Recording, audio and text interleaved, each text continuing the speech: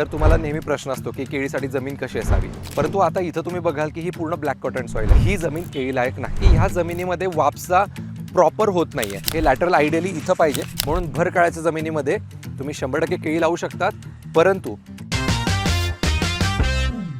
भरकाळीच्या जमिनीमध्ये केळी पीक येतं का? तर मित्रांनो, आज आपण आलो आहोत चोपडा तालुक्यातल्या एका गावामध्ये जिथं पूर्ण ब्लॅक कॉटन सॉईल आहे आणि अशा ब्लॅक कॉटन सॉईलमध्ये शेतकरी मित्र केळी रोपांचं नियोजन करत आहे. तर तुम्हाला नेहमी प्रश्न असतो की केळीसाठी जमीन कशी असावी.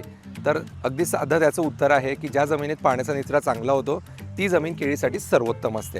परंतु आता इथं तुम्ही बघाल की ही पूर्ण ब्लॅक कॉटन सॉईल आहे. ब्लॅक कॉटन सॉईल म्हणजे काय की ज्या जमिनीमध्ये कापूस अतिशय उत्तम उगतो.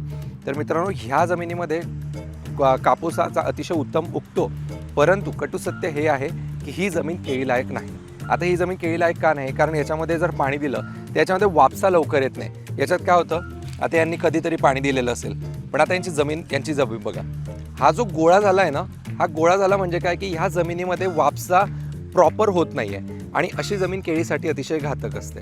म्हणून तरीसुद्धा आपल्याला जर केळी लावायचा आपला आग्रह असेल तर आपल्याला काय करावं लागेल, ह्या अशा काळीच्या क्षेत्रामध्ये यांनी जसे उंच बेड केलेले, पूर्ण उंच बेड करायचे. टॉप मस्त 2-3 फुटाचा पाहिजे आणि लॅटरल त्यांनी ठेवलेले आहे. लॅटरल आयडियली इथं पाहिजे आणि डबल लॅटरल मी कधीही रिकमेंड करेल.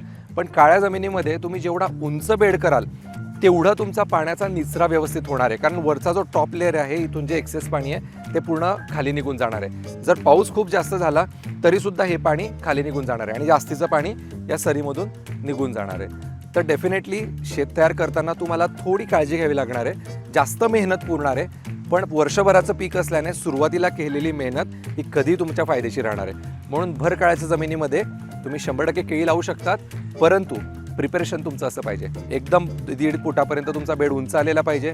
टॉप त्याचा 3 फुटाचा पाहिजे. डबल लॅटरल पाहिजे. डबल लॅटरल असले तर पाण्याचं नियोजन तुम्हाला निम्म करावं लागेल. हे मात्र लक्षात ठेवा. भेटूया पुढच्या व्हिडिओमध्ये. Thank you so much.